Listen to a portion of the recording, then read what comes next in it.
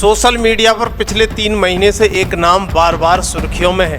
वो नाम है रोहिणी घावरी का।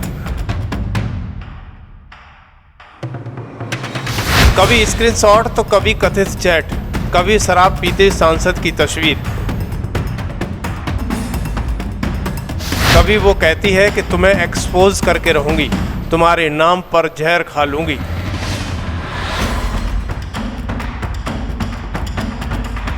वह है रोहिणी घावरी, स्विट्जरलैंड में रहने वाली पीएचडी स्कॉलर। आरोप सीधे देश के उभरते हुए दलित नेता और नगीना से सांसद चंद्रशेखर आज़ाद पर है। 3 महीने से ये मामला सोशल मीडिया और मीडिया दोनों में गूंज रहा है। सवाल उठ रहा है, ये सचमुच शोषण की कहानी है या राजनीति के मैदान में गढ़ा गया एक एजेंडा है?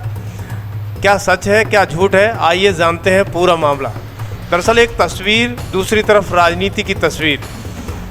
शादी का झांसा, शारीरिक शोषण और आत्महत्या की धमकियां, यह है गंभीर आरोप। इसी आरोपों के बीच में आ गया है रोहिणी घावरी के माता पिता का भी बयान।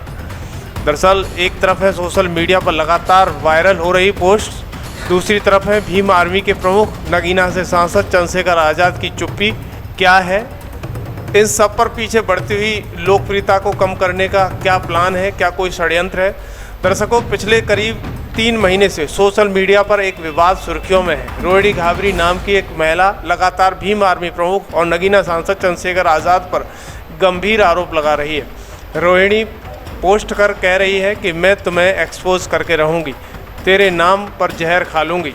और कभी कथित वीडियो कॉल के स्क्रीनशॉट भी तो कभी कथित फोटो शेयर भी कर रही है, जिनमें सांसद चंद्रशेखर शराब पीते हुए दिखाई दे रहे हैं। आज हम इस मामले की हकीकत, टाइमलाइन और दोनों पक्षों की दलील विस्तार से समझाएंगे। रोहिणी घावरी, जो फिलहाल स्विट्जरलैंड में रहती हैं और पीएचडी स्कॉलर बताई जा रही हैं, उनका दावा है कि साल 2021 से उनके और चंद्रशेखर के बीच व्यक्तिगत और राजनीतिक संबंध थे। रोहिणी कहती हैं कि भीम आर्मी की शुरुआत दौर में उन्होंने चंद्रशेखर के अभियानों और चुनावी रणनीतियों में सहयोग किया है और सांसद बनाने के बाद चंद्रशेखर का व्यवहार बदल गया और उनसे दूरियां बना ली हैं। रोहिणी का आरोप है कि चंद्रशेखर ने खुद को अविवाहित बताकर शादी का झांसा दिया और कई बार उनकी मर्जी के खिलाफ शारीरिक संबंध बनाए। जब रोहिणी ने रिश्ता खत्म करने की कोशिश की तो वो कथित तौर पर आत्महत्या की धमकी देते रहे। ये रोहिणी की महिला आयोग की लिखी गई चिट्ठी का एक हिस्सा है, जिसके हवाले से ये दावे सार्वजनिक हुए हैं। इस पूरे विवाद में मीडिया में चंद्रशेखर आज़ाद ने क्या कुछ कहा? उन्होंने कहा कि ये महिला के सम्मान का विषय है। मेरी कोशिश है कि मेरी वजह से किसी का दिल न दुखे। जो भी कहना है कोर्ट में कहूँगा। यानी उन्होंने सार्वजनिक तौर पर विस्तार से सफाई नहीं दी है, लेकिन मामले को व्यक्तिगत बताते हुए महिला के सम्मान की बात दोहराई है। क्या ये वास्तव में शोषण का मामला है या राजनीतिक हथकंडा? दरअसल रोहिणी कहती हैं कि उन्होंने दिल्ली एयरपोर्ट पुलिस स्टेशन में शिकायत दर्ज कराई थी, कमिश्नर से मुलाकात की और महिला आयोग को पत्र भी भेजा। रोहिणी का आरोप है कि राजनीतिक रसूख की वजह से मामलों पर उचित कार्रवाई नहीं हुई। पिछले 3 महीने में रोहिणी ने सोशल मीडिया पर लगातार पुराने चैट्स, तस्वीर, कथित कॉल, स्क्रीनशॉट शेयर किए हैं और जिन्हें करते हुए उच्च अधिकारियों और प्रधानमंत्री तथा मुख्यमंत्री को टैग कर कार्रवाई की मांग की है। ये आरोप फिलहाल दावे हैं, जिनकी जांच और फैसला अदालत ही करेगी। सोशल मीडिया पोस्ट या तस्वीरें अपने आप में निर्णायक सबूत नहीं होती हैं, इसलिए ज़रूरी है कि महिला आयोग, पुलिस और कोर्ट इस पर निष्पक्ष जांच करे, तभी सच और सियासत के बीच का अंतर साफ होगा। लेकिन 3 महीने से चल रहे इस विवाद ने सोशल मीडिया और राजनीतिक दोनों में हलचल मचा दी है। एक तरफ रोहिणी खुद को न्याय की लड़ाई लड़ने वाली महिला बता रही हैं, तो दूसरी तरफ चंद्रशेखर इसे व्यक्तिगत मामला बता रहे हैं।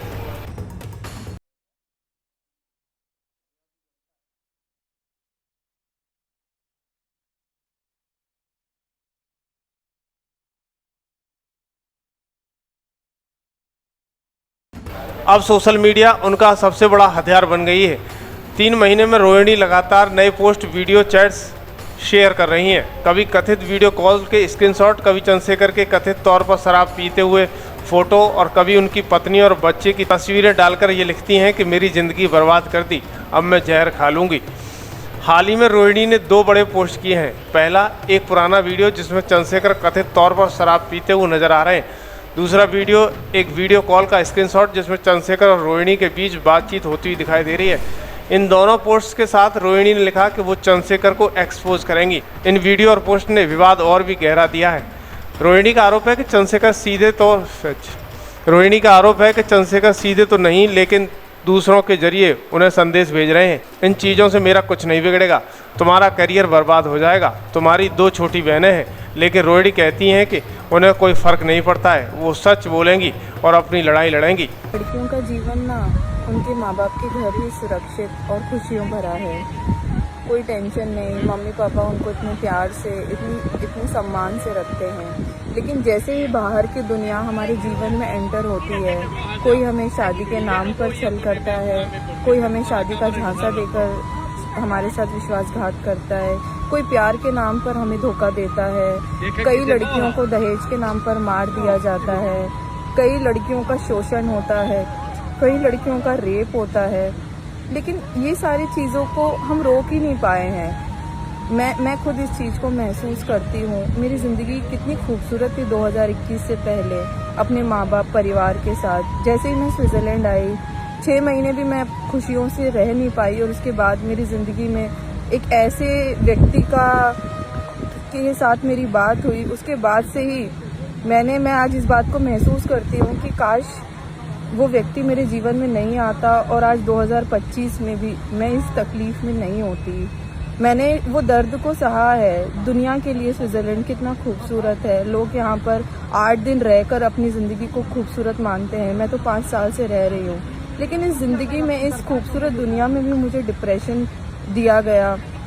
मैंने अब कैसे उस तकलीफ़ को झेला है। मैं 8-8, 10-10 दिन खाना नहीं खाती थी, मैं अच्छे से सोती नहीं थी, अपने आप से बार बार सवाल करती थी कि मेरी क्या गलती है, मैंने क्या गलत किया। और आज जब मैं लड़ रही हूँ तो लोग बोल रहे हैं लड़ क्यों रही है। मुझे लड़ने का पूरा अधिकार है, मैं लड़ना चाहती हूँ। जिस व्यक्ति ने मुझे इतनी तकलीफ दी है उसको इस बात का पश्चाताप भी नहीं है। मैंने उसकी आंखों में कभी शर्मिंदगी नहीं देखी कि उसको कहीं ना कहीं इस तकलीफ महसूस हो कि उसने क्या किया है। उल्टा वो मुझे अपनी ज़िंदगी का, अपने सांसद बनने का, अपने टाइपेड बंगला, अपनी ज़िंदगी की अय्याशी का गुरूर दिखा रहा है। उसको ये महसूस हो रहा है, वो ये दिखा रहा है मुझे कि रोहिणी जैसी लड़की मेरे खिलाफ खड़ी हुई लेकिन कुछ कर नहीं पाई, कुछ नहीं कर सकती।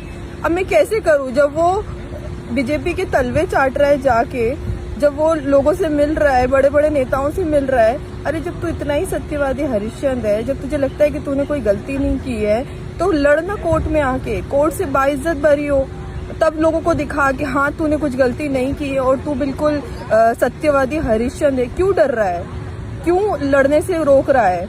मैंने भी अपनी ज़िंदगी को पीएचडी के बाद सोचा था कि मैं बहुत सुकून से रहूंगी, लेकिन जिस व्यक्ति ने मेरा सुकून छीना है, जिसने मेरी खूबसूरत ज़िंदगी में इतना नर्क बनाया है, उससे मुझे लड़ने का पूरा अधिकार है। मैं लड़ूंगी। अब मुझे सुकून अगर उसके जेल जाने से मिलेगा तो वो जेल ज़रूर जाएगा। इस लड़ाई को मैं रोकूंगी नहीं, चाहे इस लड़ाई को मुझे अकेले लड़ना पड़े। मेरे माँ बाप मेरे साथ है, इतना काफ़ी है मेरे लिए, वो मेरी हिम्मत बन के खड़े, लेकिन मैं लड़ूंगी। उस व्यक्ति को ये एहसास ज़रूर कराऊंगी कि उसने क्या गलती की है, उसको उसके कर्मों का फल ज़रूर मिलेगा। एफआईआर दर्ज न होने पर परिवार निराश। दरअसल डॉक्टर घावरी की मां नूतन घावरी ने बताया है कि चंद्रशेखर ने उनकी बेटी की ज़िंदगी बर्बाद की है।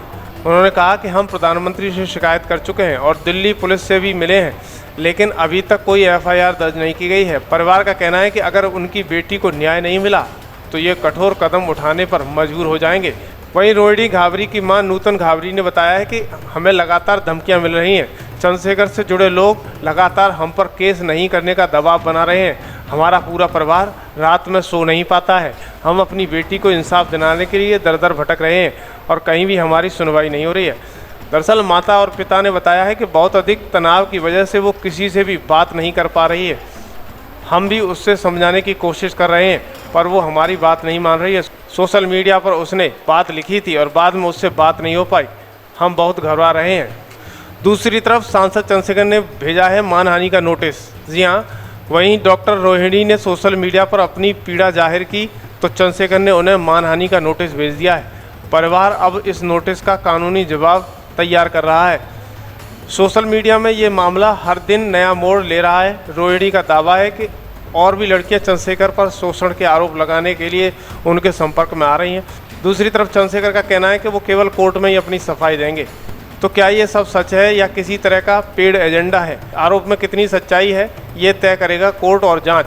लेकिन इतना तो तय है कि दलित राजनीति के सबसे चर्चित युवा नेता और एक अंतर्राष्ट्रीय मंच पर पीएचडी स्कॉलर के बीच की ये जंग सोशल मीडिया पर और तेज हो गई है।